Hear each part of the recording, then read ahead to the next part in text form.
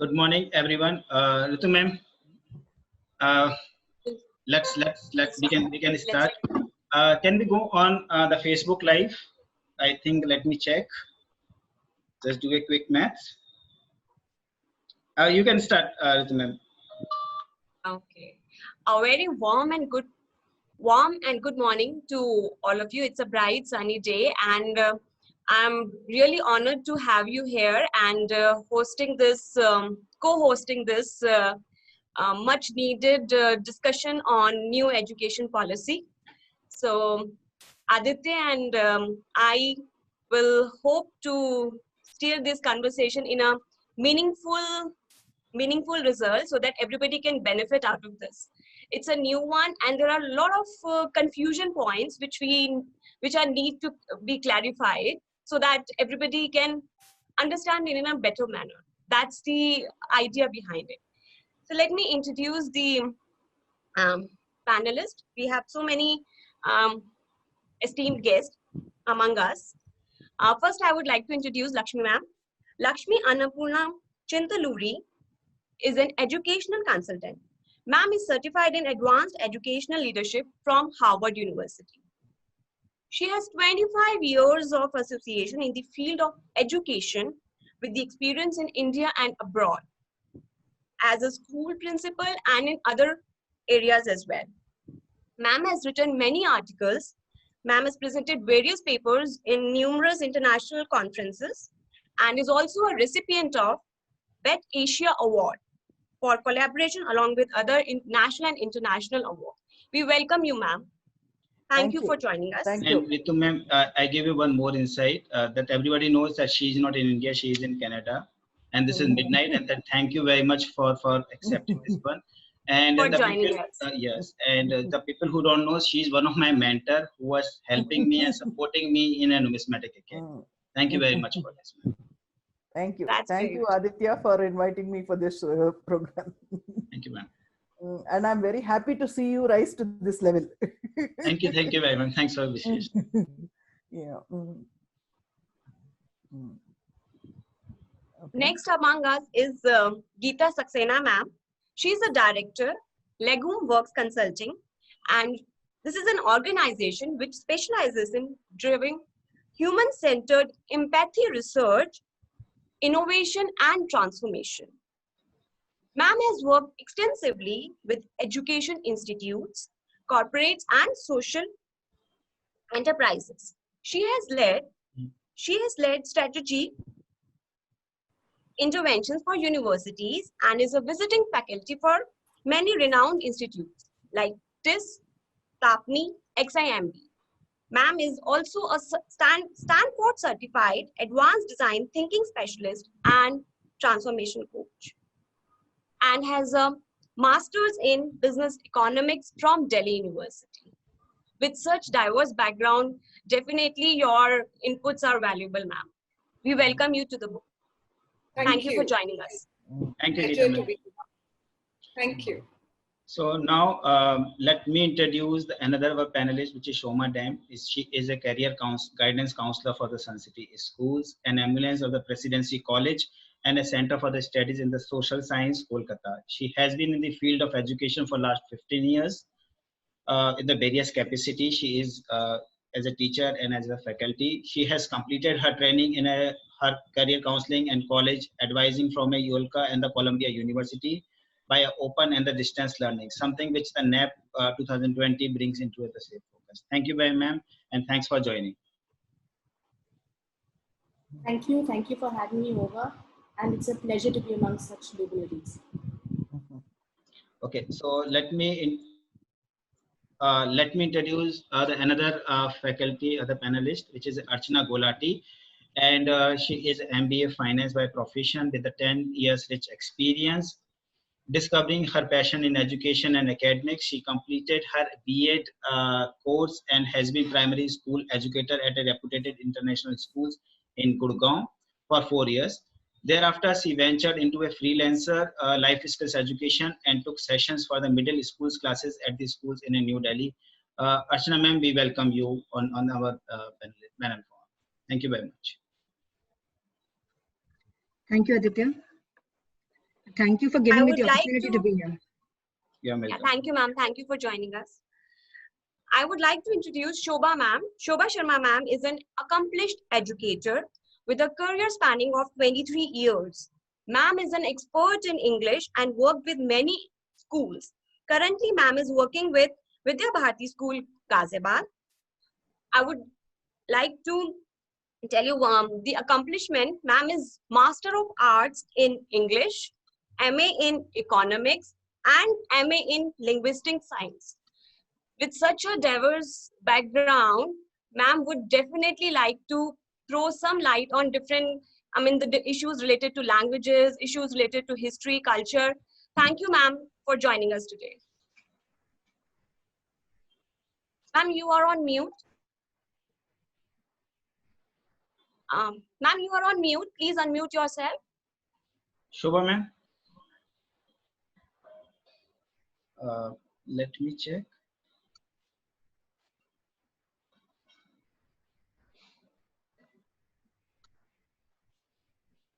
Hello. Can we unmute? I'm trying, Ritu ma'am. Okay. Ma'am, Yeah. please unmute Can you yourself hear again. me? Yes, Yeah, yes. earlier Okay. you were Thank on you. mute.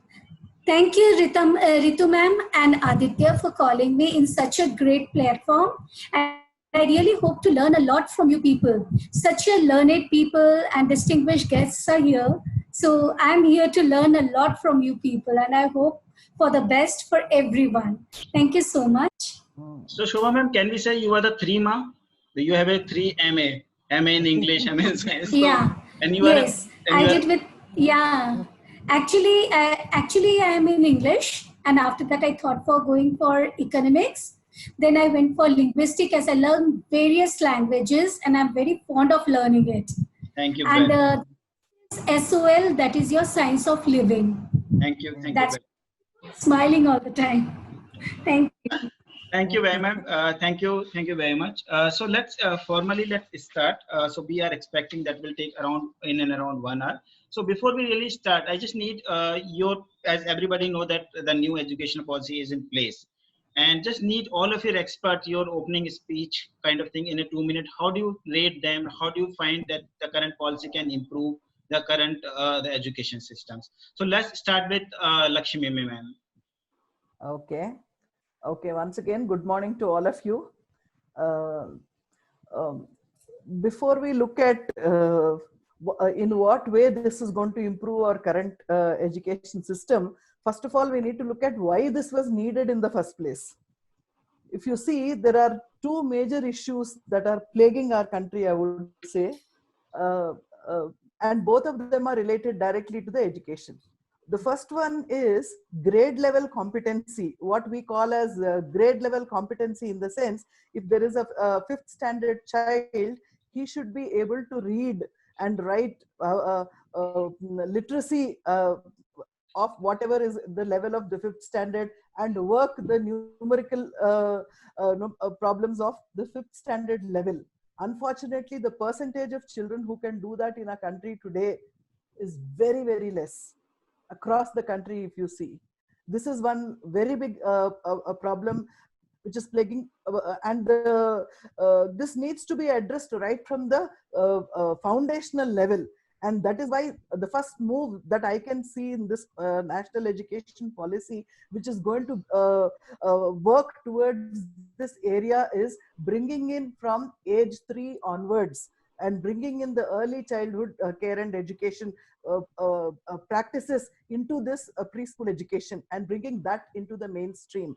And another major factor that I can see in the national education policy to address this issue is they've spoken extensively about access and equity, and many different departments, the women and child department, the tribal affairs department, all of them working together to ensure that we bring every child. In fact, they've even identified that there are 5 crore children who are out of the system, and all of them also need to be brought into the formal education, whether it is through a formal system or through informal system. And the second most important factor, which I consider is the main is a major factor again, is the very less percentage of employability in our country.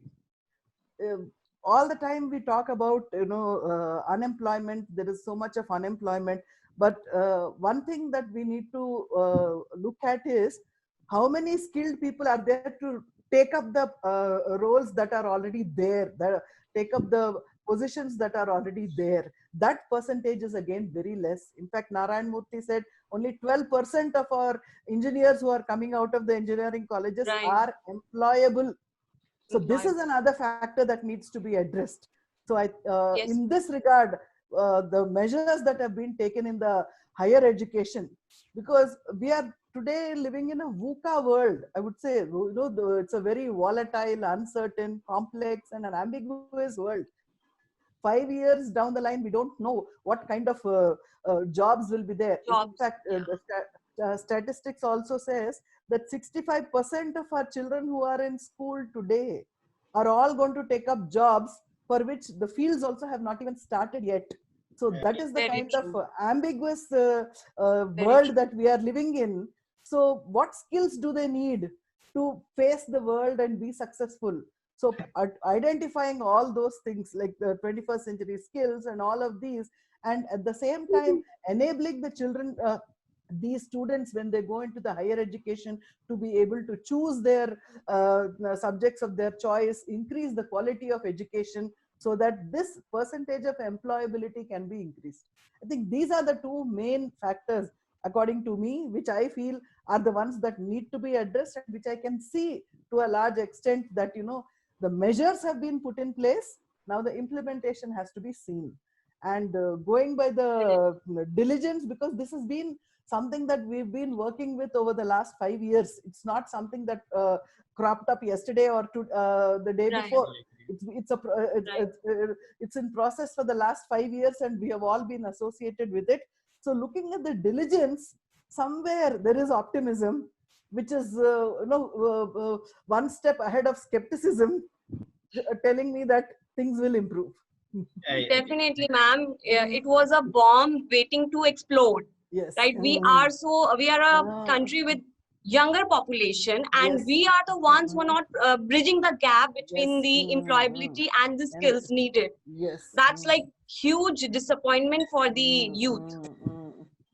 But right now, with this education policy, there is also this concept of going back to the roots, going back to the foundation. We should learn the history and the culture, right? It's very important to connect it with the Indianness within us, because that's what gives you roots. So my question is, like, how this will affect your personality? How will this will add value to your professional life? So, ma'am, as a career guidance counselor, would you like to give your opinion on this, like how this will affect? Sure. So, like Lakshmi has said, so this is a welcome change, much needed. It tries to reimagine the education process. It's learner-centric. It brings into focus the centricity is on the student and what the student wishes to do. Now, it has, talked about bringing in history and culture and, adding a multicultural perspective to the whole dimension of education. Why is this important? So, you have the instrumental goal of education, which is to produce effective workers and figure out a process of sort people, who gets what job at what salary. 18. And, it's surprising to find parents walking in for nursery admission and asking questions like, how did the school fare in the board examination? Or universities highlighting about placement records and the annual package that is drawn on campus. But, education is just not merely a product or a certificate that indicates how much a person knows. The bigger goal of education has to be to inculcate the human spirit and to instill qualities, like Lakshmi pointed out, that helps us take on bigger challenges in this VUCA world, much beyond a 3-hour examination process. And reading and culture adds to this. it exposes you to so many things. It exposes you to multiple perspectives. You know? It teaches you to understand the fact that your way of being might not be the only way of being. There are Right, very multiple true. narratives. There are multiple communities, multiple, ways of being and ways of doing things. And nothing is better and above the others.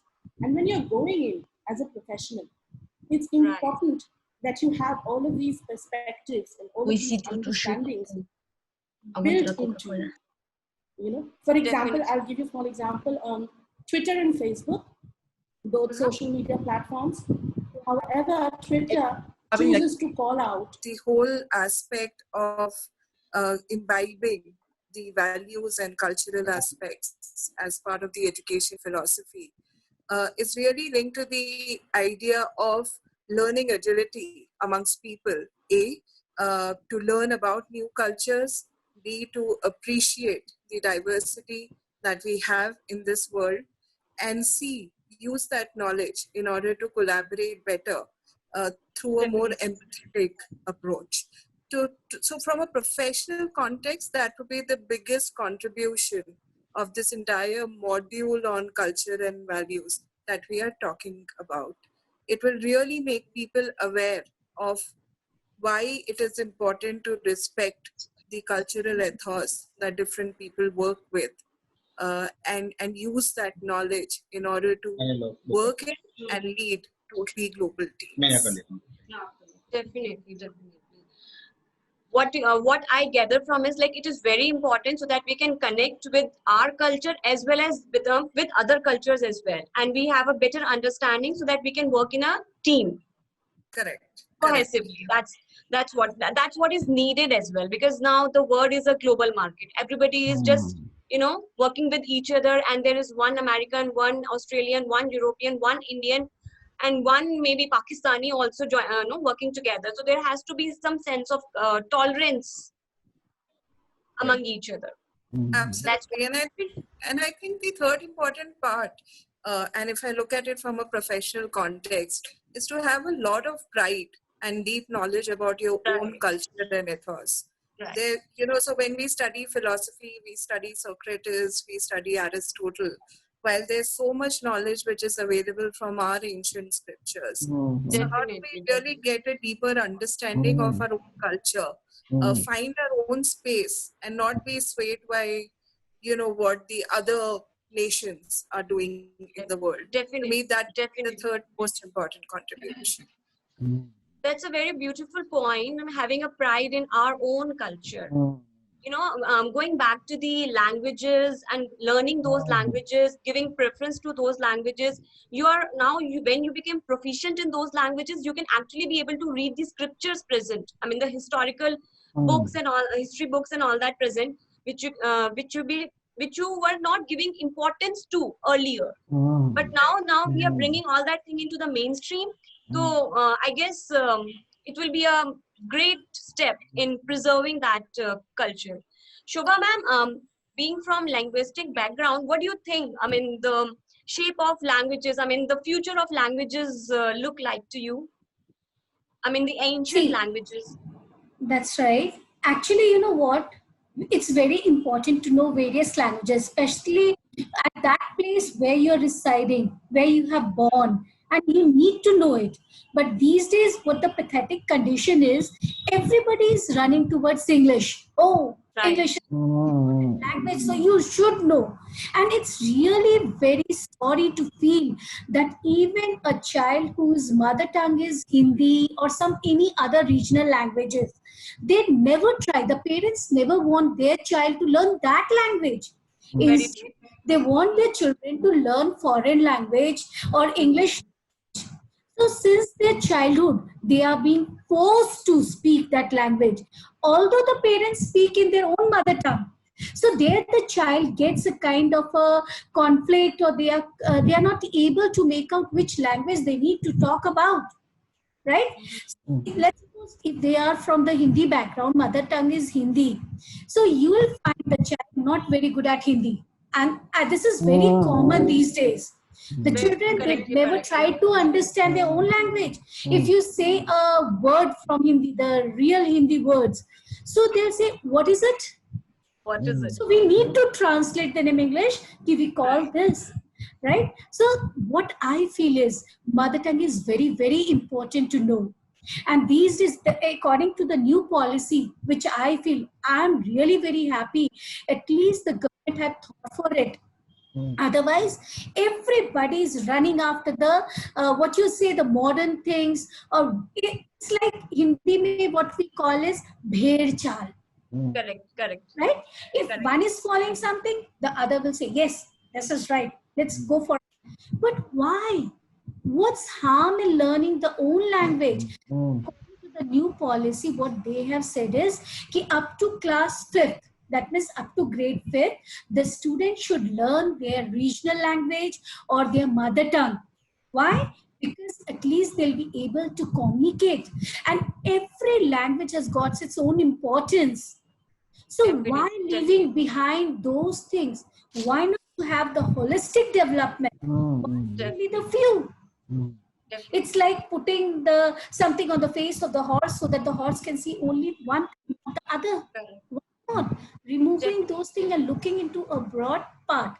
See, what even I like to say is change is the only thing which is constant in this world. And change should be there and we need to accept it. Yes, it's difficult to accept, but it's not impossible. And why not finding out the better part of something, getting the positive attitude? We always talk about think positive, be broad, something which is good. So why not to start from here, from the very label, from the very depth of the things? So believe is it's very, very important to know our culture, our language, its importance, and can communicate freely with the parents and the surrounding people, making the things social. Education doesn't mean only growing yourself. Education actually means to judge between right and wrong, to judge what is good. So I believe it's very, very important to change. Yeah, even, ma'am, I would like to add one thing. Our Honorable Prime Minister, Mr. Modi, if we notice, wherever he go, he he try to adopt that local culture. When he go to Gujarat, in Gujarati, and when he's on international media, he speak in English. And even you will find different turbans and etc. etc. So because everybody knows this, कि गले के नीचे अपनी mother tongue नहीं जाती है. When this mindset is, it's designed in such a way that everything what we do, and we say that we are good in English or Hindi, but technically, unknowingly or unknowingly, the mindset is for your mother tongue, and we connect with we connect in a mother tongue only. So thanks for your input and goods. So thank you. I think I just wanted to add one thing to what Shobha said, and she made a very important point. One of the challenges that we've also faced is lack of content in local languages to this point of time. So if we look at the number of storybooks that are possibly there in Hindi or other languages that India has, the amount of content is much less compared to the English content which is available overall. And that has been a big impediment as far as education is concerned. As part of the new education policy, we are talking about a national book mission, which will make a lot more content available in local languages. And the good thing is that even digitally now, almost 15 to 20 Indian languages are now being enabled. Therefore, you will have more access to local language content, books, storybooks, which children like now, both physically as well as digitally. So, in my mind, that's a huge step forward as far as the new education policy is concerned. Yes. I'm sorry to interrupt, ma'am, but I find there are sufficient numbers of stories. But the thing is, the people have really dumped those things and they are coming out only with English. If Right. wants to learn, parents say, "Nahi, focus on English. You need to speak English. Otherwise, nobody is going to hear you or nobody is going to respect you in future." So this mindset of the parents also. Instead, what I feel is the parents should encourage them to see we can learn our culture from here. There are so many things. Have we ever tried to read out Sanskrit book? No. Are we trying to read out Hindi book? No. But we are ready to learn, or we are ready to read out the novels that is put in English. These days, the children are very much happy to hear the foreign language songs and musics. But are they really very much interested in classical? No, they aren't. Now the children are not at all interested in hearing even Hindi songs. They say, oh, that English song is quite better. I give you very good thing. जो होता है ना अच्छी चीज होती है, that is हमेशा कम में होती है. So we feel that we are going to be the unique, we are going to be treasure in a future world. Yes. Definitely. In fact, in our school times, we have read Sanskrit as our third language. Yeah. Okay. So Sanskrit is the third language. I mean, I can read scriptures. I know Sanskrit. Yes, Ritu ma'am. I think we are already running this Lot of time, and so let's move to the next question without much delay. Keeping in touch with the school level education, what we are discussing, I want to just raise one more point, Aditya, here before we move on to the next section, is that life skills and the vocational subjects which government has touched upon. That's a very important subject. I remember one incident which has happened to a coaching center. There was a fire incident and students, they didn't know what to do. That's really, I'm like, so I felt really sorry for myself as well, because I was not teaching my kids all these skills. If there is a earthquake, what to do? If there is a fire, what to do? So I guess with the life skill training or scenario analysis training, things will improve. Archana ma'am, being a life skills trainer yourself, what do you think about this thing?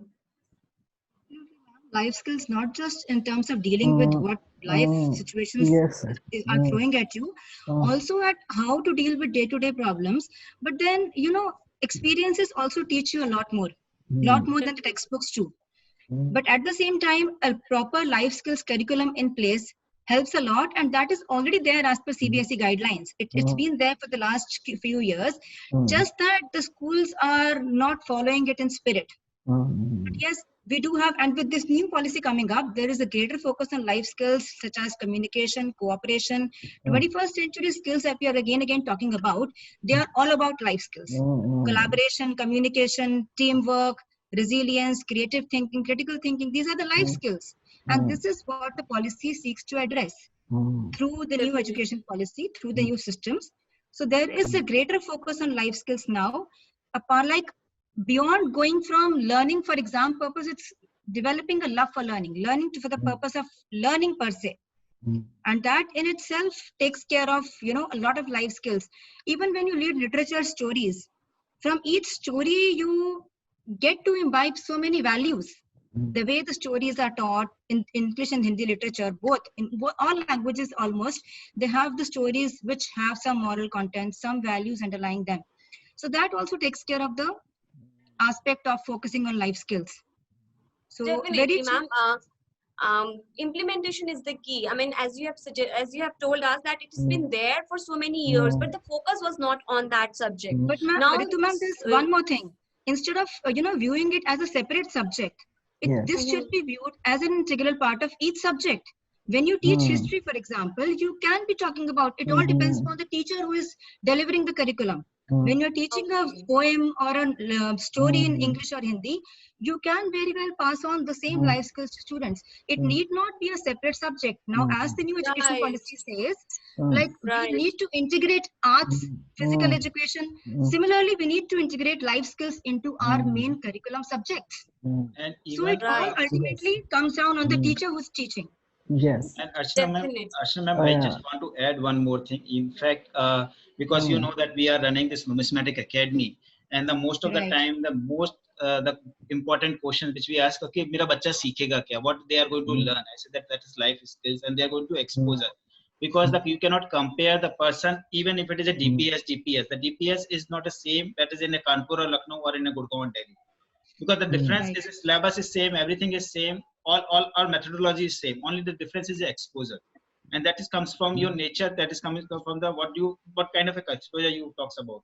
I said that whatever, whoever you are going to be CA, engineer, doctor, but that will help you to be a better doctor or engineer.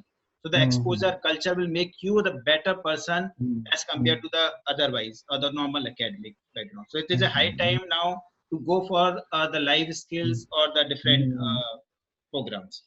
Yeah, I just want to add one point here to what Ms. Archana has mentioned. It is actually true. You cannot teach critical thinking as a lesson. That now there is a lesson called critical thinking. That's not the way it's being. It should be taught.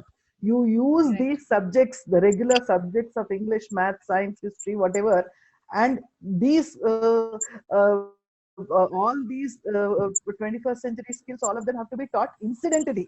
So the teaching plan needs to incorporate activities or projects or whatever in such a way that children also gain these. And this is where one of the most important things in the NEP that is mentioned is moving away from rote learning to competency-based learning.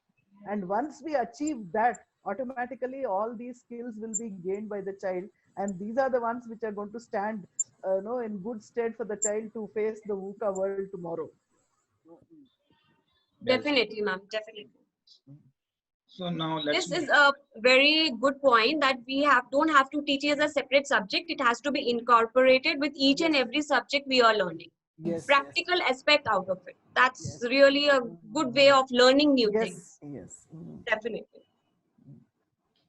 One thing next I would like to highlight, as you have already mentioned, Lakshmi ma'am, that grade competency. So parents actually don't have this clarity on the grade competency. They are treating that after the system, the kids have to give board exam after class 3, then 5, then 8, and then 10th and 12th are already there. So after every 2 years, they're going to give board exams. They're actually very, anxious about it, how this will unfold itself. So would you like to highlight something on this, ma'am? See, basically, it all depends upon how you look at it. If the parent wants to treat it like a board exam, it is a board exam. If it is not, but that is not the way it should be looked at. But it's not a board exam. It's not at all a board exam in the first place. It's not. Basically, what is the main aim of this of bringing in this national education policy and reforming this education policy? It is to build proper foundation in our children today. And that is one of the reasons why they have brought in even the preschool into the formalized system. This is the first time since independence it has happened now, bringing preschool into the formal education system. Now, in the preschool education, what are we following? We are following the pedagogical practices of ECCE, that is Early Childhood Care and Education. And the early childhood care and education pedagogical practices are all like playway methods, and the assessment is not through tests and examinations, but by continuous observations, because the learning happens where the teacher creates the environment and the opportunities for learning for the child. So learning happens again incidentally. And how is this assessment done? It is all done through observations at every level based on their developmental milestones. There are clear-cut developmental milestones which are defined, which are all of international standards. And whether the child has achieved those milestones or not is what is being assessed. So in this sort of an assessment system, when we take them through, and now they have even brought the ECCE practices to grades 1 and 2 also.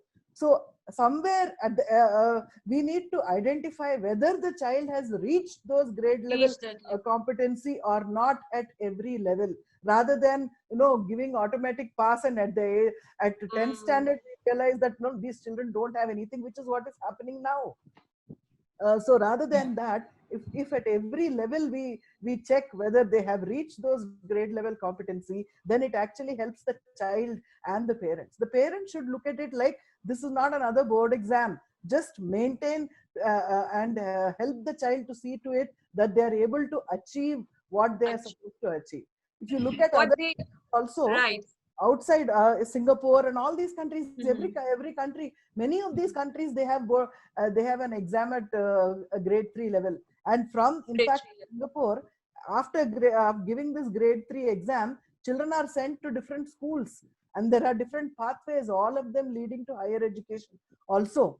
I mean, I'm not saying that this is the same as that exam, but then the main aim of having these exams at 3, 5, and 8 is to ensure that the child has reached the grade level competency which they need to achieve by that age, so that when they go further ahead, it will be easier for them and for everyone, rather than pushing them all the way through. Definitely, ma'am. Earlier, what it used to be like, March is coming, you have got Yes. 2 months, and like jut jao, you have to like for 2 months you have to prepare, so that in the March you can do better in the exam.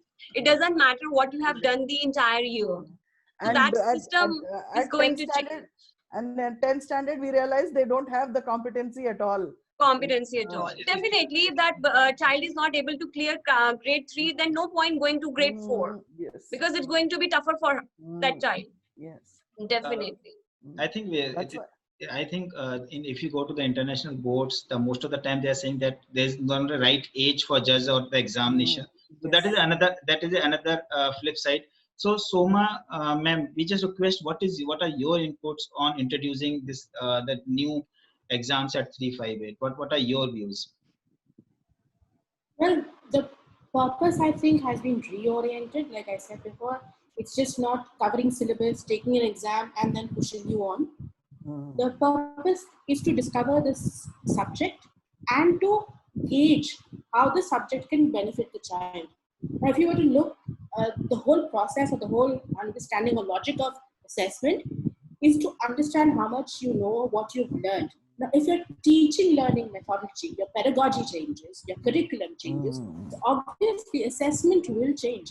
And like they've clearly stated, assessment will be 360 degrees. There will be teacher input, there will be a self-assessment, there will be peer review, right? And you're teaching multiple competencies at different grade levels. So there's experiential learning till grade, I think, 5.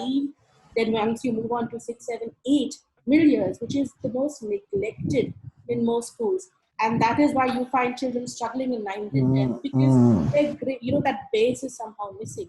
So there's greater emphasis and focus of unbundling serious major concepts in 6, 7, 8, so that the journey from 9 to 12 becomes easier.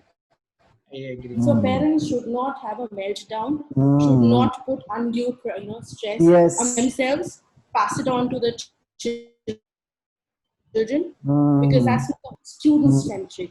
It's not to make it institution-centric, not to make it teacher-centric, and not to make it exam-centric. Yes. So that's my view on it. And so just one point, because we are late, so we will try to wrap up another 30-40 minutes. I hope it is fine with everybody. And I'm very sorry what really happened. So we just want to say that it is already we are a little behind our scheduled time. So just want to keep you. Thanks for your understanding. Yes, Ritu ma'am. And that's the real life training which has come into the picture. Now, what will you do if somebody hacked your meeting? What will you do? That's what we have done. We have created another. And today, Ritu ma'am, I tell you honestly, I feel good about that. Now the hackers will start finding a numismatic as an important site. Okay, go ahead. Okay, jokes apart. Let's move on to the next important question, which is the budget. Budget has increased from nearly 3% to 6%, right? I mean, as per the claim, government is saying that now we are going to double it. So that we have more infrastructure, more, technological equipments and all this thing in place, so that students can get benefit out of it. So what do you think would be the top priority list? Geeta ma'am, what's your opinion on this? Like, what would be the top priority list on which government would start spending on it? So if I look at all the buckets that the new education policy addresses, it's a fairly aspirational roadmap at this point of time. The first thing which needs to get focus is teacher and faculty development. Because whatever the policy is envisaging as end outcomes, those outcomes will only be achieved if we have a very strong teaching system in place. The teachers now need to shift to becoming storytellers, counselors, and facilitators. The new education policy is going to open up a lot of choices for students, and there's a very high chance that they might go through a phase of indecision and not really knowing what should they go in for, and therefore teachers will have to step in at that point of time. Definitely. The second area is definitely something that Lakshmi ma'am has already talked about, which is the early child care and education. We know that whatever a mindset we are talking about creating, if the seeds are not sown at those initial years, we will not be able to reap the benefits of the changes that the new education policy is implementing. Therefore, putting in place a very robust preschool, play school, grade 1 and grade 2 and Anganwadi structure would definitely be the crux of the success of this new education policy. And the third thing is the vocational skills.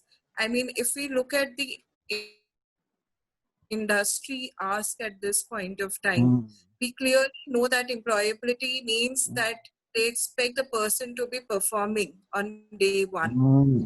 However, there'll not be enough roles for people, with the whole transition to the gig economy that we are talking about. There'll be a lot more freelancers who will now be operating in the job space. There'll be a lot more entrepreneurs. And therefore, our child need to have necessary skills, in order to explore each of these paths and take up whatever works best for him or her. But in a lot of fluctuation in income for people. So there will be times when you might have very, very good income days. There might be times when you have very, very bad income days. And therefore you need a very strong skills system that you can fall back on, in order to supplement your income. Therefore, in my mind, the whole push on vocational skills, which has perhaps made Germany what it is today, is really the third important bucket that the budget will be focused on. Definitely. And What you are saying is definitely making sense. I'm little going out of context, but I definitely would like to add one point here. Mahabharat, during that 12 years when Pandavas were in exile, they have to choose on 13th year when they have to be disguised way. The thing which they have chosen comes from the vocational thing. I mean, apart from the weapons and all, what they are good at. Right. The one who's good at with cows, with horses, and with cooking. That's the third vocational thing which has come to their aid at that point of a time. Correct. You never know where the thing which you have learned in the school comes handy. At what point of time? Absolutely. And after some time, it helped them in there to survive, especially like survive. Yes. Okay, and the vocational skill is very important from a brain development perspective as well. Doing something with your hands. And I still remember. Definitely. And I remember Mr. Very good tool. Sorry, I would like to say, see, the education doesn't mean the ability to show what is in you and to in the school level. Real education means the ability which you are going to show outside the school. That means once you enter the school, whatever the quality which you prove yourself, that is going to help you out, and that shows what the real education you have gained. Absolutely.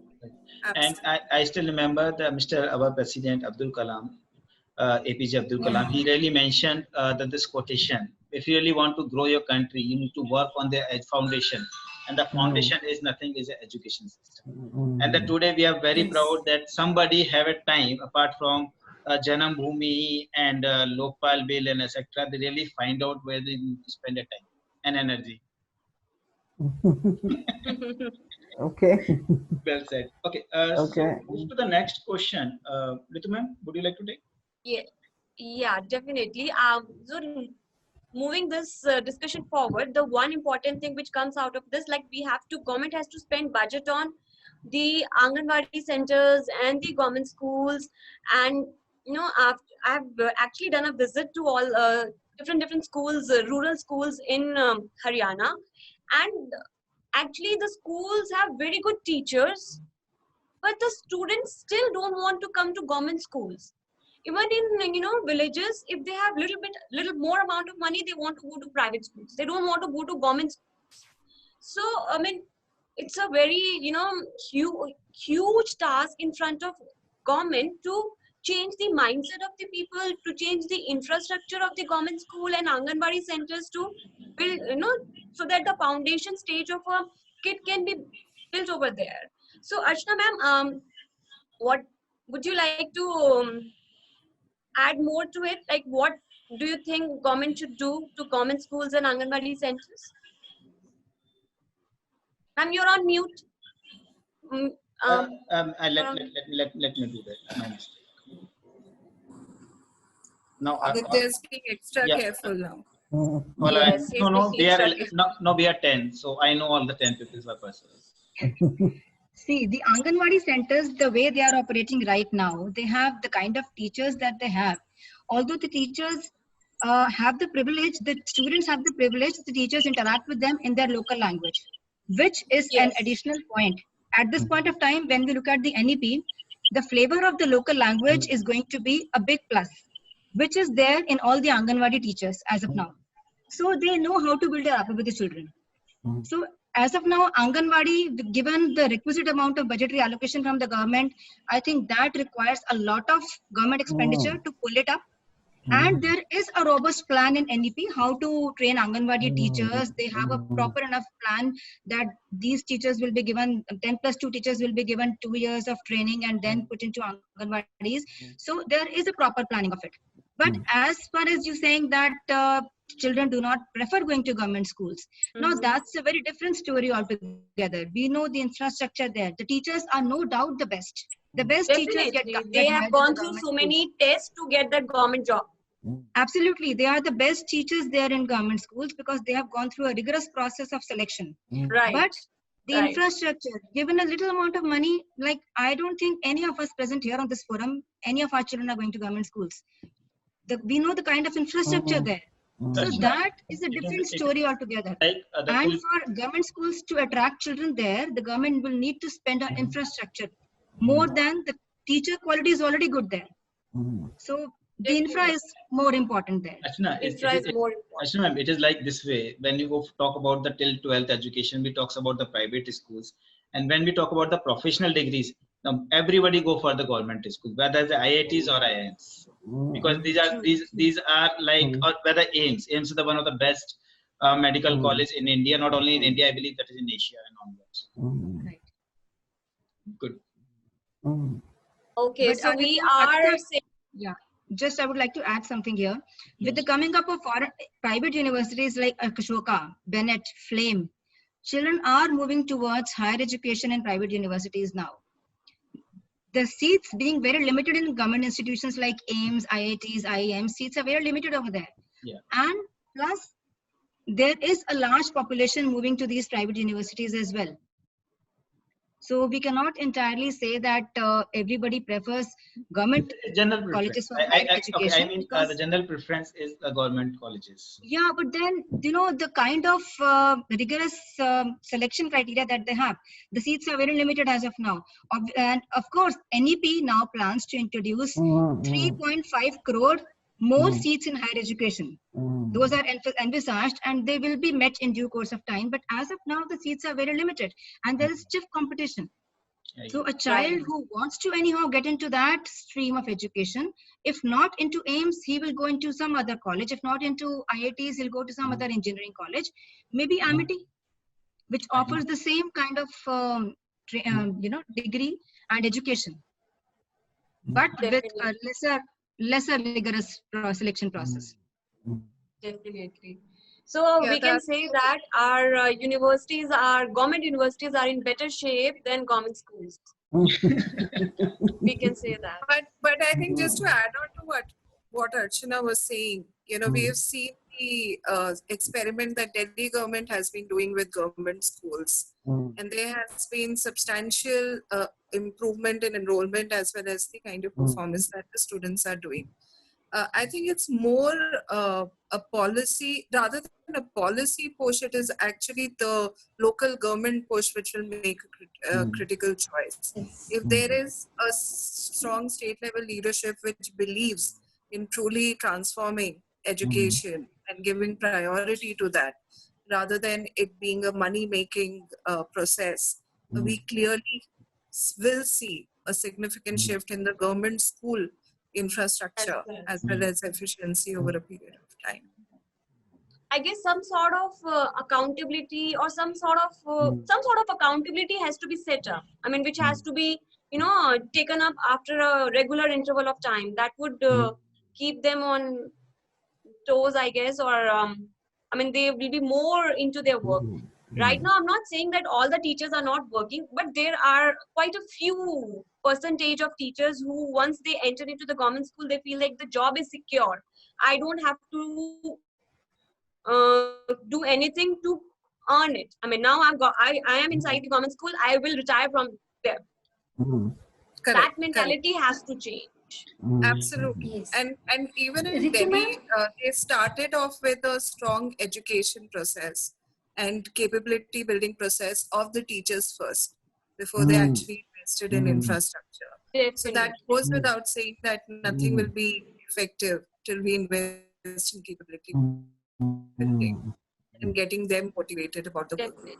Shubha, I would like to add upon one more thing, please. Yes. See, in the government, among the government teachers, what I have seen, as my friends are also government teachers, what they generally say, they are interested in passing knowledge with the kids. They are interested in teaching. But the things are, they are getting more other kind of work on their head, and which is taking time consuming. So the teachers are not able to give proper time to the kids. Actually, they are not doing the things which they are meant for. So there Definitely, they election duties there, then population. Yes, different kinds of duties are given to them, and even while the teaching time is there, they are being sent out. Okay, you bring the carpet or get this thing or that thing. See for the cooking. Look for the children. Why they are not coming? Go to their house. Find out the way. So the teachers are doing n number of things, which is not supposed to be. That could have been divided. All the tasks are put on the teacher's head. If the teacher is absent, if one or two teachers are there, they are not able to cope up with those. They are just they say, when are we going to get the time to talk to the kids? When we are going to talk to them or give them the proper education or moral values? So they are lacking time. Everybody is not bad. It's not like that. It's like every teacher is wearing many hats. And that's very right. And the principal is expecting them to execute all these roles in an manner. I mean, you have to perform at each and every role they have been assigned to. Yes. That's the problem. But and I completely agree with Geeta ma'am what she said. If the government or the state government is really willing to do something, it will definitely be seen. Like as she said in Delhi, yes, I do agree, ma'am. Even number of kids from private school, they are taking admission in government school these days. The parents are willing to send their child there. One other state, there must be some reason behind. There is a question mark. If thing has been taken into consideration, definitely the thing will change. Things will change, and even Shobha ma'am, now big thanks. See, the COVID definitely had their dark side, but it opened the opportunity for so many teachers now. So it is an open platform global. So now the teachers who really want to make a difference in a world or in India, they are open now. And believe me, dunia talent ka care karti hai. And I'm sure that when they are coming in online, things are going to be different. The kids who are not even sitting in a rural areas, now they will have access for a global or the international literature. Yes. Very good. Definitely. So let's move on to the next question. We have discussed school. Now let's discuss the higher education.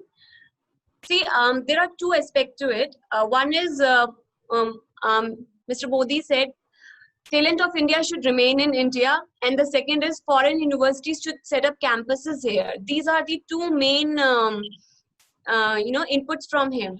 So Archana ma'am, what do you think, setting up campuses here in India, will it attract overseas students as well, or the Indian student will stop going out? I mean, a percentage of it, maybe they would like to take admission here because the name branding matters. Very true, Ritu ma'am. You see, the new this national education policy, it envisages India to become a knowledge superpower. So we are, in a way, aiming to get back to that status which we had at the time of Takshila, Nalanda, when we had those world-class universities here in India. So our aim is to re-attain that position which we have somehow lost over these last 2-3 centuries of medieval age, and then British colonization of India, and then get back to where we actually began, where we were. So obviously India seeks to become Vishwa Guru, not only in terms of economy, also in terms of being a knowledge superpower. And as per yesterday's Independence Day speech also, Mr. Modi correctly mentioned and re-emphasized the need for self-reliant India, Atmanirbhar Bharat. Atmanirbhar Bharat, yes. It's have a different meaning. Self-reliant. We will be self-reliant when our kids, when our children stay here to make us self-reliant, when they don't go abroad. And obviously this education policy has in place so many incentives, so many that loopholes were there which are being trying to removed. Like there's a learning for the sake of learning. We have been seeing for the last 3 decades, it's been almost 25 years since I got out of school, and I see my children are doing the same thing. They are learning for exams. They are not learning for the love of learning. And they are not even attached to learning per se. Around 80% of the children in the schools, they are not learning for the sake of learning. They are not loving it. Yes. They are learning it because of some parental expectations, or because of some fear of failure, or because of the fear of not getting a job, or because of some peer pressure. But that learning for the love of learning, when that steps in, I guess that will be the starting of, the realization of objectives which this NEP seeks to address. The talent of India should remain in India. It will remain in India if we give them the opportunities which this education policy is giving, like free access to whatever subjects you want to choose. Now, the children can choose subjects which they want to study. There is no rigidity of academic and vocational streams, no rigidity between extracurricular and co-curricular. The arts and sports and physical education are to be integrated into the main subjects. So the main subjects will also not lose their flavor. They'll not become too rigid because they will have that soft edge of being integrated with the soft skills. Soft skills like the arts, the sports, they will also be integrated into the main subjects. Plus, there is an attraction of following a career of your own of passion, which you feel like, and not the which that you are dictated to follow. Like the freedom to choose subjects across different streams, like chemistry can be combined with history, physics can be combined with music. So this is a freedom which many progressive schools in Gurgaon are giving these days also. Yes, but then many schools are shying away from doing it. When everybody starts doing it, and the higher education also envisages that you can go in for whatever you want to study, then I think there'll be lesser incentive for children to move abroad, because obviously moving abroad requires crores of investment, crores of parents' money, which if we have the facilities right here in India for the students, then obviously they will not like to move abroad. Who would like to spend money unnecessarily? And yes, we will also attract overseas students, because being at par with, this education policy is seeking to bring CBSE at par with IB. The way IB has flexibility of choosing subjects, CBSE also will do the same. NCERT books will be in accordance with that, the flexibility of subjects, and no rigidity, no clear-cut demarcation between vocational and academic streams. All this will make our education system at par with IB. And then the higher education also will be equally appealing to overseas students as well, because when they apply to India, Indian colleges for higher education, we will have such systems which will be at par with systems over there, and which will be recognized. And it also, this policy also envisages that foreign universities can open colleges here in India. Yes, So yes. it's like a two-way exchange of information and knowledge, which will be enriching for. Yes, that's there. But I've actually heard one more report which says that like Yale or Harvard or top-notch universities, they might not want to dilute their image and open up a one more center in India, because they are not going to maintain the same standards as they are maintaining in their own country. So I mean, I don't know. I mean, there is again one more report on this that they might not come. Very But true. there are But other universities who are apart from these, the first, second grade universities, which might come to India because they might want to increase their student base. Right. Here, I would like to add one more thing. India is as much of a tourist destination as it is an educational destination as on date also. I would like to quote here one, because there are many foreign students, many students are studying in Delhi University. Even BHU has a lot of foreign students studying there. It would be surprising for you to know that we don't consider sending our children to BHU. One of my cousins, who is an Estonian citizen, is staying in BHU and pursuing masters in international relations over there.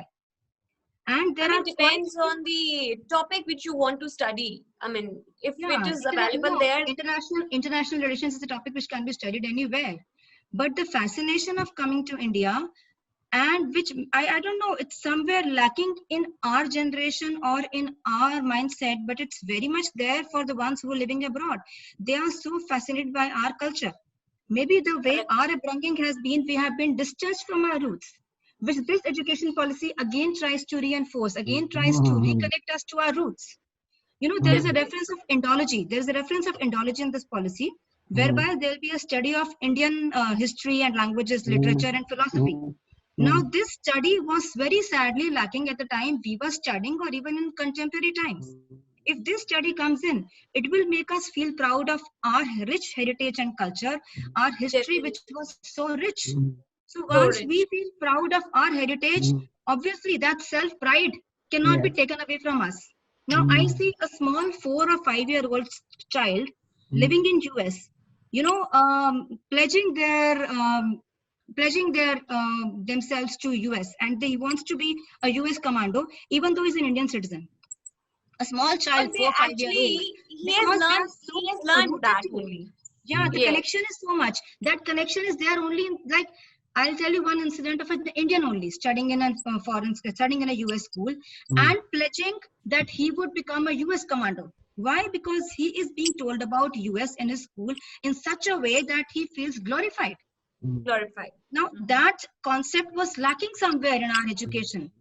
In our generation, I see people disillusioned with Indian history and Indian milieu, and they want to move abroad for the lure of money, for better standard of living, and to escape all that drudgery and struggle, which is very much here. But then once we establish our connection with our roots, maybe that that flight of brain drain will stop.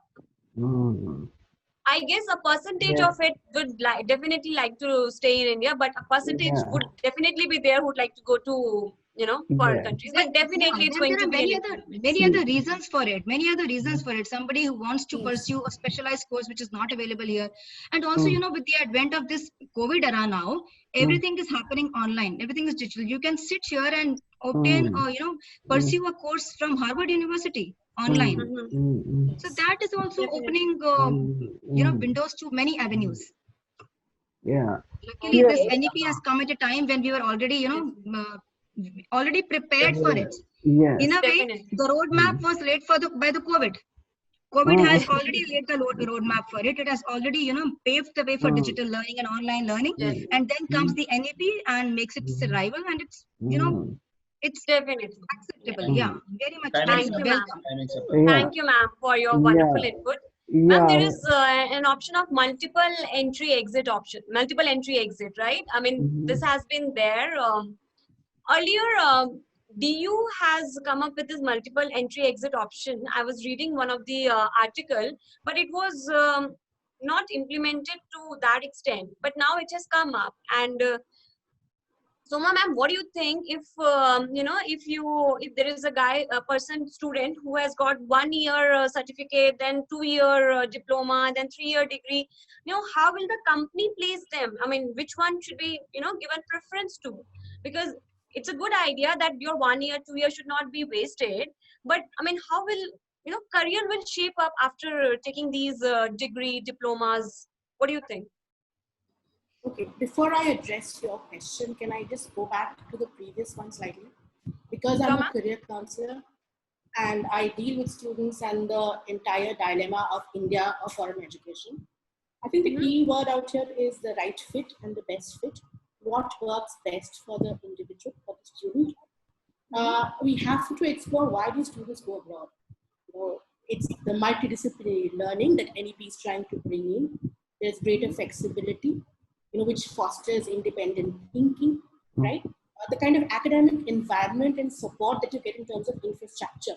I'll give you an example. Dartmouth, which is a Ivy League university, has shipped out 3D printers to all its undergraduate STEM students. Just think that in times of support, the kind of support that they're providing. Okay. Kind of international exposure that you get obviously at foreign universities, because you're not just your peers are international, but even your professors are from all over the world. So in this world of internationalization, that's something that unless our universities are able to incorporate and blend into, you will still find not a sizable portion, but maybe some of the better ones, some of the best brains leaving for foreign shores. Purdue University, Boeing has a innovators lab in that university.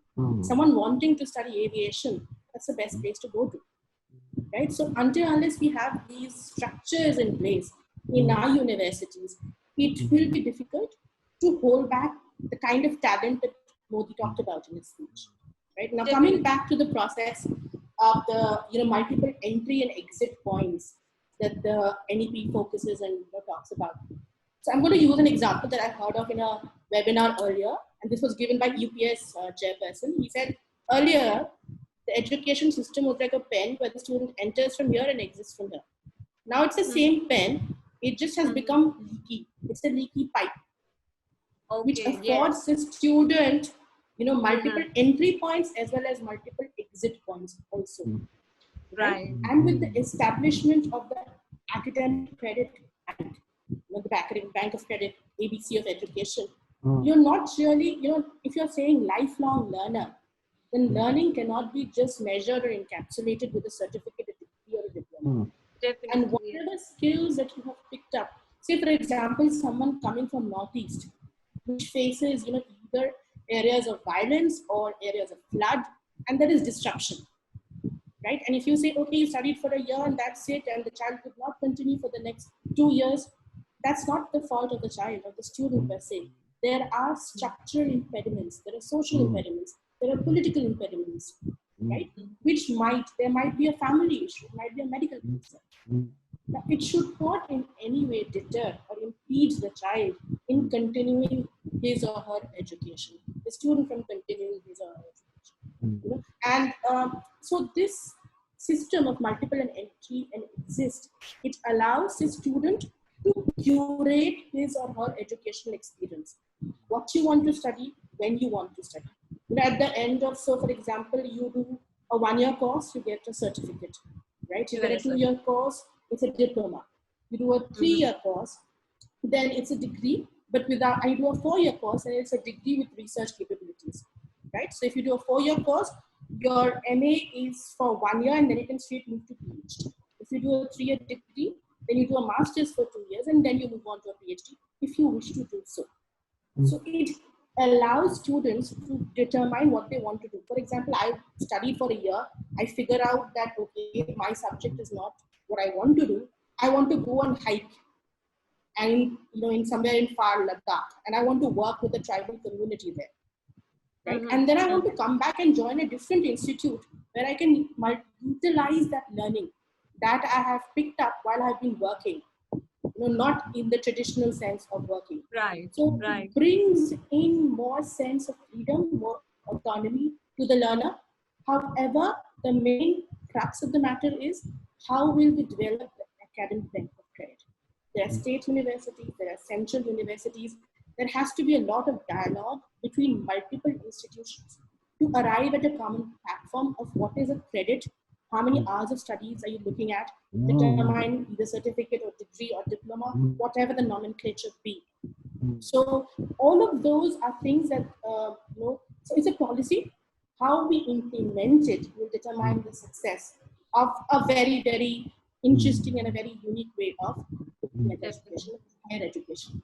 So, ma'am, we are looking at a very, interconnected higher education institutes, which because we have to take in account the credit which the student has earned after getting a certificate, or all these credit will tell now you have to start from where if you want to continue after a break.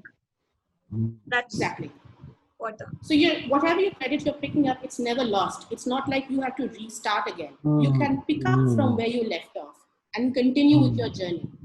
Because the journey is never one ending line. It can have commas, full stops, exclamation points, multiple things.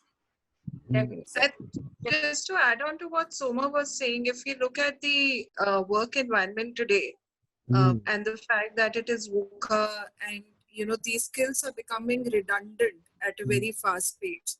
So every 2 to 3 years, there's a tectonic shift which is happening in technology, and therefore what are the associated skills which are required. I think breaking it down this way would definitely benefit the continuing education bit, so as to say. So tomorrow, if I'm a professional, I work for 5 years, but now I believe that there's a new skill that I need to develop. It is easier for me to take a 1 year break rather than taking a 3 years break. So I can actually go back to the campus for a year, learn something new, and come back to my work. So I don't know what is going to happen at an undergraduate level. That's still a very, very fluid situation. But at least from a continuing education perspective, this is a fantastic. Definitely. Earlier, it was like once you have taken a break, it was very difficult for you to go back to mainstream. Now it will give you an option if you want. And another thing it does, it destroys that kind of high ground that online classroom education meant for higher education. So even if you're doing open distance learning, ODL, on which there's a lot of focus, it's brought at par with if, say, for example, you're sitting in class and you're for n number of hours. So that kind of parity between the different modes of delivery, that is also very, very interesting, and will definitely bring greater quality to the purpose of education. Definitely, ma'am. Definitely. Yeah. Now, after looking at all this discussion, one thing which comes to my mind is now that there's a lot of pressure on the teachers. I mean, the teacher has to be trained. I mean, first the teacher has to be trained so that he or she can actually deliver the content in the desired manner. That's what we are expecting from the teacher.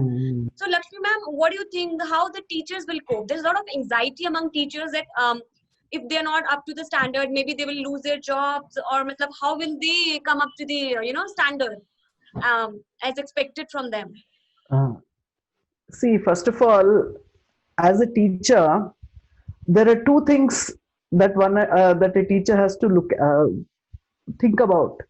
First is, what is it that I am expected to do as a teacher? And secondly, what is it that I can expect from the institution or the society at large? If you see today, how many teachers are there? I'm sure everybody in the panel will agree with me that the percentage of teachers who are really passionate about teaching is very, very less. We have so many engineers who are coming into the teaching profession. The kind of teachers that we have, in fact, today there is one question that everyone asks me when in every one of my teacher training programs is, the teachers are losing respect. Nobody respects us today. I mean, why have we reached teaching this is not why have we lost this? Because at the time of Nalanda, Takshashila, etc., the teachers, that is how we came about with the gurus. They were all called gurus. That is the kind of respect the teaching profession had at that time. But where are we today? if you see in this respect, one positive thing that I can see is bringing in this 4-year program immediately after class 12. You see, once a student completes class 12, they are at the threshold of choosing their careers. Careers, yeah. I want to go into engineering, medicine, whatever. And at that time, if they are deciding to choose, I want to be a teacher, they are those are the people who are really passionate about teaching. Whereas today, unfortunately, we don't have that kind of a situation.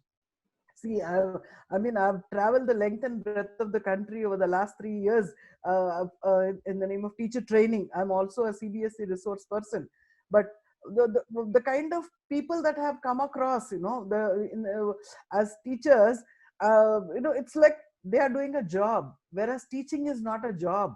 It has to come. It's not a job; it's a passion. It has to come. It should come from within. Within that, because they are shaping the next generation. How many of our teachers realize this fact, first of all? And it is only those who realize are the ones that we remember till today about Correct. our teachers. Correct. Only those people. All the others have just passed off from our memory also today. And so that is where bringing in teachers who are really passionate about teaching is the first step. That is from the teacher's point of view. Second thing is, from the institution's point of view, building a culture to provide the kind of support and the confidence that the teacher can work. Today, if you see, there are many teachers who are even scared to say, I don't know how to do this. Because they are scared that they will lose their job, they will lose their credibility. But it's okay. They need to upgrade their skill as well. Yeah. Yes. And it is okay to say, I don't know, come forward and learn. That kind of a culture, the kind of a confidence that a teacher or a leader, or whether it is from the leadership or the management, if they are able to give to the teacher, that kind of a culture is also missing in the institutions today. Definitely. I always say that, there are two things required for any school to progress. That is the will of the management and skill of the leadership. These two things will take care of everything. Definitely. It has to be an environment of collaboration, not like neck-to-neck competition where you can't, work on your skills, because then everybody will know that you don't know this thing and the other person will get promoted to that. So that should not be there. It's okay to know I don't know. It's okay to say I don't know. I want to learn. I want to learn. I mean, but their teachers are dead scared to say that sentence also today. And if you see, in this respect, there are two things that I can see in this NEP. They've brought out what is called as this National Professional Standards for Teachers, where they are going to spell out what are the minimum requirements as regards whether it is in the form of skills, whether it is in the form of attitude. Today, for a teacher, just knowing the subject knowledge is not enough. There is so much, that Stephen Covey's 7 habits are something that they all should have. Every teacher should have all these skills today. Their individual personality plays a very big role, in projecting themselves as as a good teacher. So that is where this National Professional Standards of Teachers is what I can see, where they're not only talking about the skill set of the teachers, but also talking about the kind of culture that needs to be there in the institutions. What kind of vibrationary culture, and how are they going to monitor? For that, they've brought out the regulatory authority, which is not there. It's completely absent in our country. But now they've brought out that state school students authority. I think there is an authority. There is a board that they're going to set up now. I think it's called SSSA, some state school standards authority.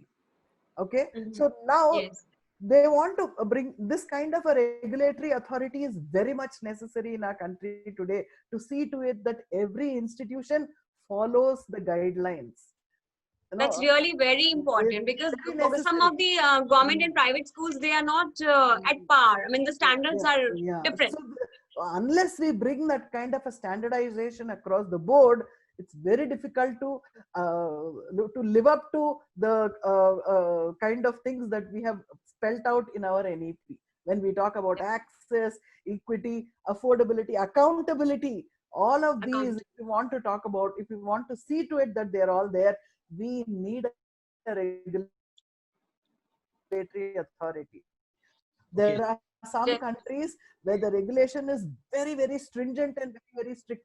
But here they want to start it as a light but tight regulatory authority, like a beginning. But there has, you need somebody as a regulatory body who's going to monitor on all of these. So then, within that culture, in that kind of a cultural environment, a teacher will be able to give her best.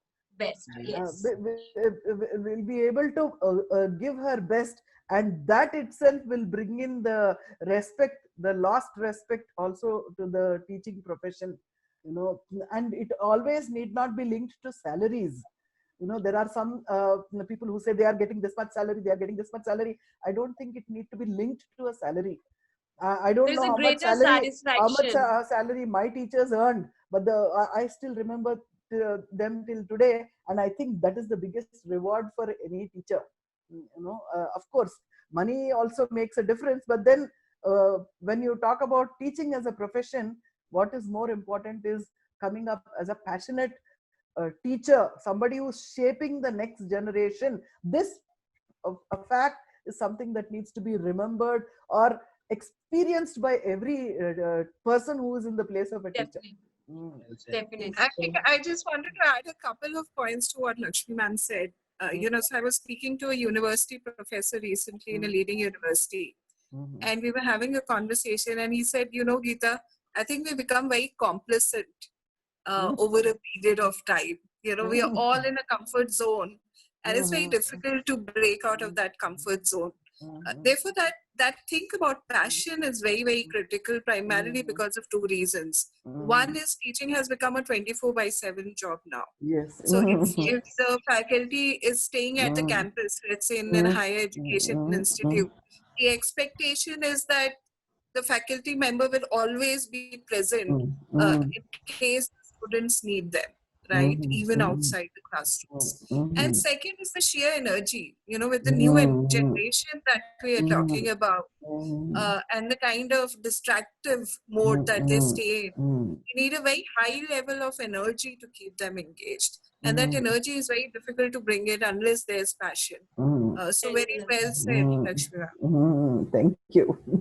Thank you very much. I am sure the user and the participants are going to take a takeaway, but my takeaway is one very sure. Having a 15 years corporate experience, anything, I need to learn so many things being a teacher, because when we are starting a numismatic academy, so I know that what I am getting into. I was just thinking, just knowing a subject is good enough, but I think I need to work a lot. And thanks everybody. So before we close up, so anybody would like to talk about their final closing inputs or the last words, so that we can sum up and we can wrap up. And Lakshmi ma'am, I know it is midnight, not even midnight, it's 1 o'clock now. Okay, midnight. So ma'am, we can wish you good morning, huh? Yes, we can wish you a good actually morning. it is 1:15 in the morning. Yeah, I would like to talk about one point where I think one of I'm not sure who spoke about getting back to the roots. I think it was this Archana. Getting back to our roots and getting back to talking about our culture, tradition, and heritage, etc.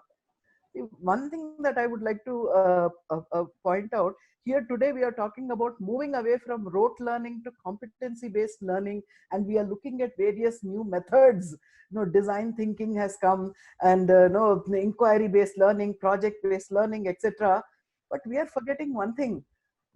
Sri Aurobindo, in his guiding principles of education, said, in fact, his first principle says that nothing can be taught, but everything can be learned.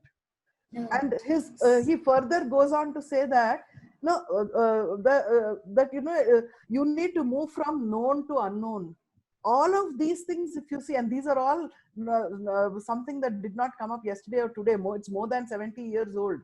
And if you see, at that time itself, he is talking about moving away from being a teacher to being a facilitator, to creating an environment and opportunity for learning for the child. It should not be teaching, teaching, teaching. It should be learning. The focus should be more on learning, learning, and transfer the responsibility of learning to the child from the teacher. Today we are holding it very tight. The teachers are holding it very tightly. Transfer that responsibility of learning to the child. All these are there in his guiding principles, which came so many years ago. They're all there, and if you dig deeper, there are so many things, and they are all relevant even till today. You know, I thought I just wanted to add to what that is very well input. Shobha ma'am, Shobha, Yeah. any last words? Any some? Yes, I would like to add upon. Ma'am, see, everybody is teacher. Mother, look for father, brother, sister, your society. So your surrounding environment, everything is your teacher. But what makes us separate from them is a facilitator. That means we understand somebody who is away from us. We don't know their culture. We do not, but still we are able to make them realize some of which the teacher, that means their mother, parent, or whosoever is unable to make. And besides that, what I believe, ma'am, that one should have confidence in oneself. If a person has got the confidence in her or him that yes, I can and I will, definitely the person is going to make the difference. If you don't have the confidence, how you are going to that confidence among the others? Teacher, several times it happens that we need to inculcate the values, the morals in ourselves before giving to the or imparting to other. And it's really a challenge for a teacher. There are so many things that we do, but just because which is not good for the students, sometimes we try to drop out those things. You know, say lie. I should not do this. Why? Because we are the role models. So we need to build up something in ourselves. Then only we can impart. And I definitely agree with you, Lakshmi ma'am. You were too good in telling. And being a teacher, I could make out and I could understand what you really meant to say. Experience counts. Yeah. Counts. It really counts a lot. They are the things which you can't learn from books. Is experience. Yes. Experience is the biggest teacher in one's life. And according to the new NEP 2020, it's being said it's an experience learning. Whatever you have to learn is from your experience, and that should be with free mind. So what I believe is NEP 2020 is just wonderful. Only if it is being taken as a positive manner. Baba black ships are there to poke their nose. So definitely there will be a kind of trouble. But I'm sure we people, we thinkers, really take it in a positive manner and take out the good qualities or the thoughts what they have given. See, the policy cannot be built only with the thought of a single person. And being done for the past so many years. And with so many people now they have come up with. So I'm sure this is going to work out and people will try to. Definitely it will take time. But one or the other, we will understand. And actually we were doing it. There isn't major change. The thing is just you can hold your nose like this or just like turning your head. It's the same. The policy is the same. Only what we need to is to think in a different manner. And education system wants that we need to be creative, analytic, creative. Then only we can think something different and confidence. Right? Well said. Well said. Well said. So, Geeta ma'am, last word or last summer from your side. Aditya, I would like to say something before you wind up. No, I will come to you, Archana. I'm going to come. I'm giving opportunity to all. So, Geeta. I think after listening to the entire discussion, there are three things which are emerging in my mind right now. India was on the world map because of two things. One is spirit of inquiry and second is spirit of discovery. I just hope that through the education policy, we are able to rekindle that in our students. The second element is truly of inclusion, right? That has excited me about the new education policy. If we can make sure that each and every child of India is touched by this lamp of learning, we would be doing a great service to our young generation. And the third element is to all the educators in the group. I am not an educator, so I can say this. It's an onerous task. It's a huge ask from the educators community. And perhaps it will be difficult to drive this change unless we really collaborate with the entire ecosystem. So at this level, it will be a lot about involving external stakeholders and parents in driving this change. And in the higher education space, it will be a lot about involving entrepreneurs, industry, as well as social bodies in driving this change. And perhaps how do we actually work with that ecosystem is going to be an important pillar of driving the new education policy. But it is a step in the right direction. It will bring our education to international standards. And if that spirit of inquiry and spirit of discovery is kindled, possibly take us ahead of any other nation in the world. Thank you very much, Geeta ma'am. Thanks. And I believe we already have so much input, and everybody have. I can see there in your eyes that everybody want to have so many input they want to share. So I request everybody, because that is Numismatic Academy, please, if you are more free, just give in your articles and your views on NEP or any other subjects, so we can publish with your name and your photographs on our website. And even I was talking to Ritu ma'am, she was very much volunteered for. Okay, so after this seminar, after this workshop, I will contain all faculties members inputs, and we will write and we will compile in one article. I said that is a very fantastic and a good idea. So we are going to publish, but feel free to share your views on any topics or any issues or any challenge, or you share your views in terms of articles. We would like to be part of, we would like to publish all of your articles. Yeah, Archana. And Soma, ma'am, we will come to you, ma'am. We will come just after Archana. I just wanted to add one more thing here. You know, as Lakshmi ma'am and Shobha ma'am very rightly said, see, teaching begins with learning. A teacher has to be a lifelong learner. So, you know, before we switched on the links, in the earlier link, I had here in the audience my history teacher, who has around 45 years of teaching experience and is a retired teacher now, but is still teaching children of some needy people in the slum area. So she was also here and she wanted to learn about the new education policy. She's around 70 plus, around 70.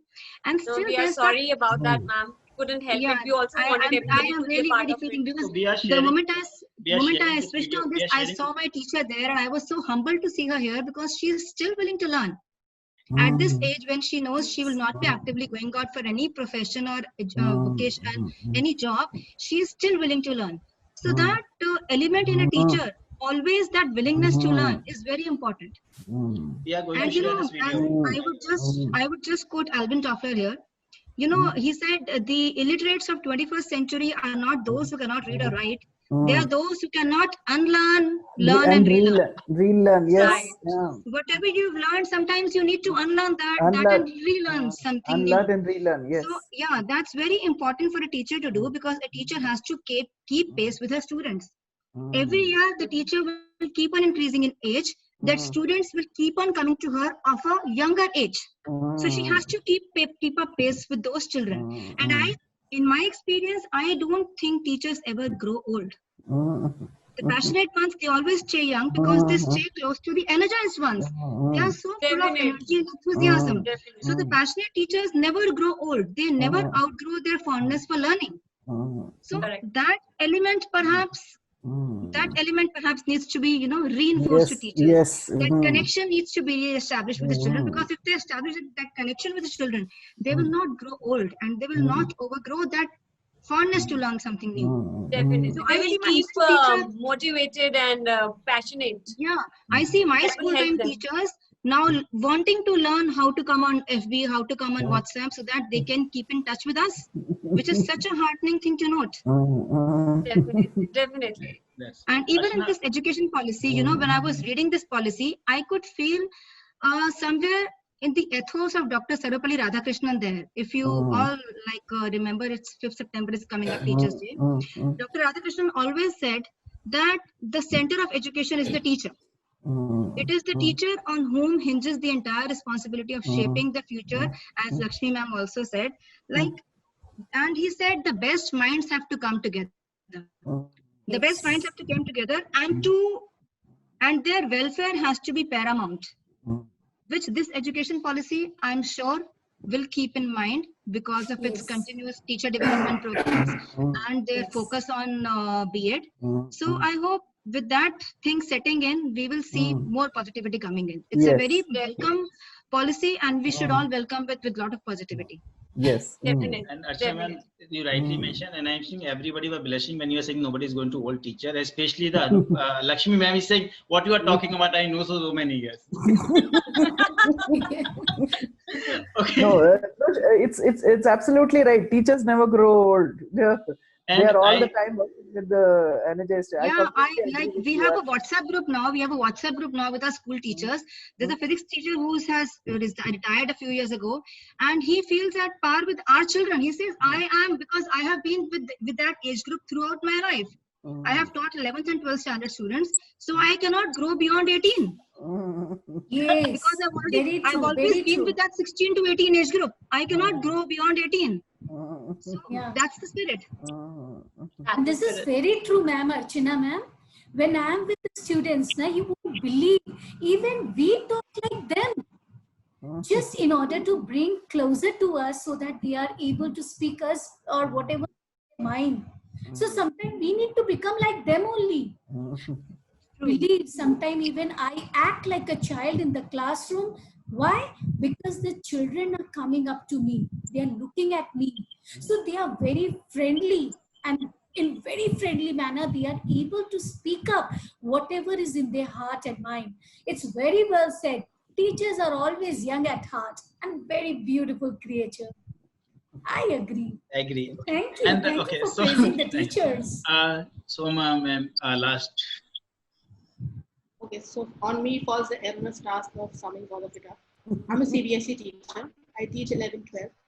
I regularly hammer into my kids the importance of keywords, which I dislike, but I have to because of the examination process.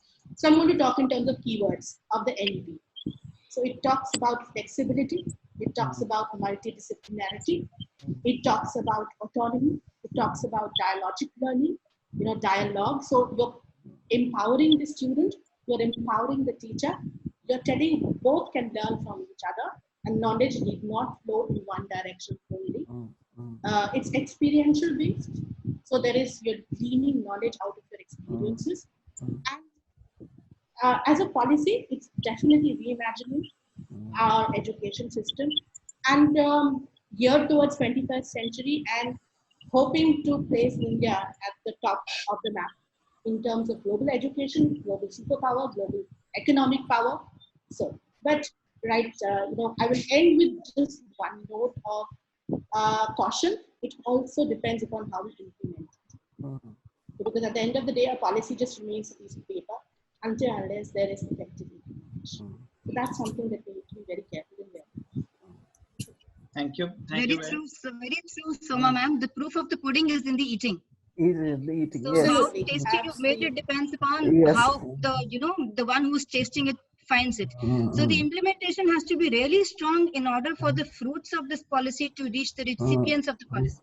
Maybe in the next 2 decades we start seeing the results of the policy, but for that our efforts during the next decade and a half have to be very strenuous and very much in line with the objectives of the policy. Yes. The vision and the direction has been set. Now it is up to us to walk the talk. Up to all of us. In fact, every one of us have to be have to collaborate together to make this a success. We have to walk the talk. Right. So thank you everybody. Thanks very much. We are sharing this video maybe we'll take a little time because we need to do a little editing. I don't want to put this clipping in between. I want to remove that and I need to do that. And I'm not very technically, I can say, ma'am, I need to learn. I am not good. I don't know that how to do a video editing. So we will do that editing and we will definitely share with all of you. And we are very sorry. And things are not in our control. Then whatever really the things it's hacked up. And Ritu ma'am, honor to you. That's final words. Definitely. I have thoroughly enjoyed this session, talking to such renowned persons in each and every field that you are coming from. So I have actually had a very good discussion, and this session is very productive. And I my vote of thanks to Lakshmi ma'am, to Achna ma'am, Geeta ma'am, Shobha ma'am, and Soma ma'am for joining us today, and for giving their valuable inputs, and for keeping the discussion very productive and in moving towards in a positive manner. That's what the idea is about when we thought of doing this discussion. The one thing which I like after all this discussion is a lot of discussion has happened. Now there is a clarity. Now we have to walk the talk. That's what is going to make the policy successful. Implementation is the key. So walk the talk. The time is now. Thank you, everyone. Thanks everybody. Okay. And Thank you. ma'am, sorry for this delay. Thank you very much. Okay, Thanks, that's fine.